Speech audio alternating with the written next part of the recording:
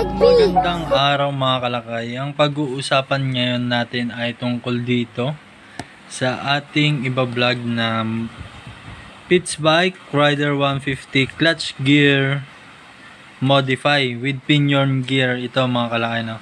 Kasama na yung pinion gear dito. So ito mga kalakay yung ginagamit ng mga nagda-drag race kagaya ng mga PCC 25G na mga Raider mga kalakay, no? Bale, ito yung sekreto ng panggilid ng 25G or PCC. So, i-unbox natin siya mga kalakay para makita natin siya. So, ito siya mga kalakay, no? Yan. So, tabi muna natin. So, ito yung pag-uusapan natin ngayon mga kalakay. So, ito mga kalakay, yung kanyang pinion gear or primary gear na tinatawag nila mga kalakay. So ang difference niya mga kalakay sa stock natin na primary gear is ito low speed mga kalakay, no? So yung stock na primary gear natin ay may sukat na 20 teeth. So ito ay merong 1, 2, 3, 4, 5, 6, 7, 8, 9, 10, 11, 12, 13, 14, 15, 16, 17 teeth mga kalakay na pinion gear or primary gear. So 17 teeth compared to 20 teeth mga kalakay yung stock ng Raider 150. So ito naman mga kalakay, ito mga kalakay ay clutch drive face with clutch housing ng Raider 150 mga kalakay. So, eto siya.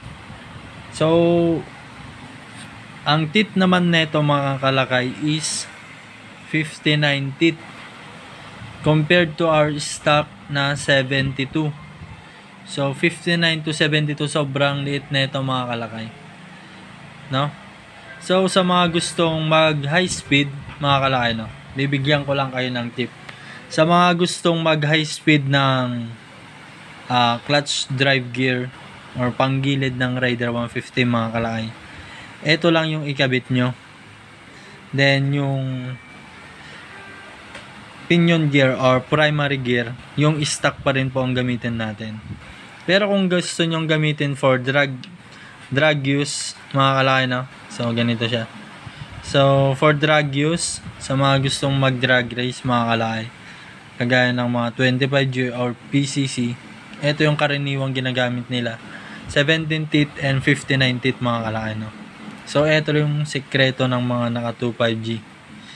So pag ito naman yung ginamit mong mga kalakay, itong dalawang to, so magiging low speed naman siya.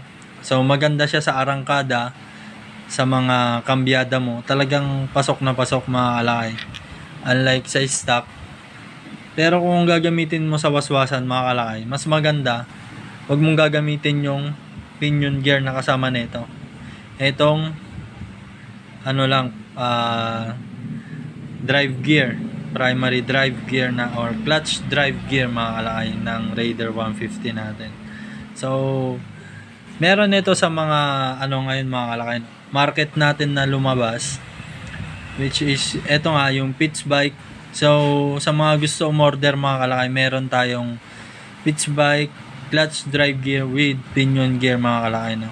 Search nyo lang ito, nasa link kalakay dun sa Lazada. Meron po tayong stock dun sa mga gusto umorder mga kalakay.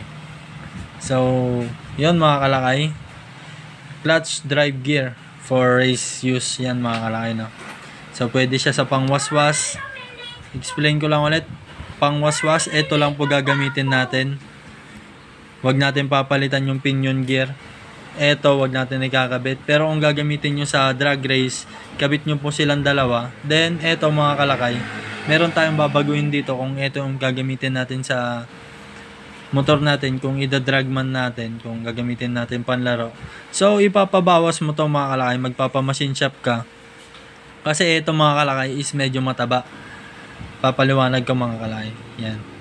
So ito yung drive gear mga kalakay, clutch drive gear, no? So ito yung pinion gear. So yung clutch drive gear natin mga kalakay, no? Ganyan kakapal.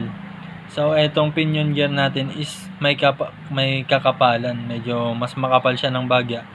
So kukunin mo yung sukat ng clutch drive gear. So yan, nakikita nyo, kung nakikita nyo mga kalakay, ganyan ka lapad lang dapat, at yung excess dyan, yun yung tatabasin.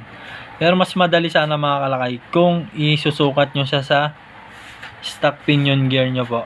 Yun yung kukuhanan nyo ng base para matabas to. Ganun kalapad mga kalakay, para mas safe at saka mas sigurado. So yun mga kalakay, para sa mga gustong umorder, you can order at Lazada. Search nyo lang po ito, Kalakay, then meron po tayong tinda doon. So paano mga kalakay, hanggang dito na lang yung short video natin. Maraming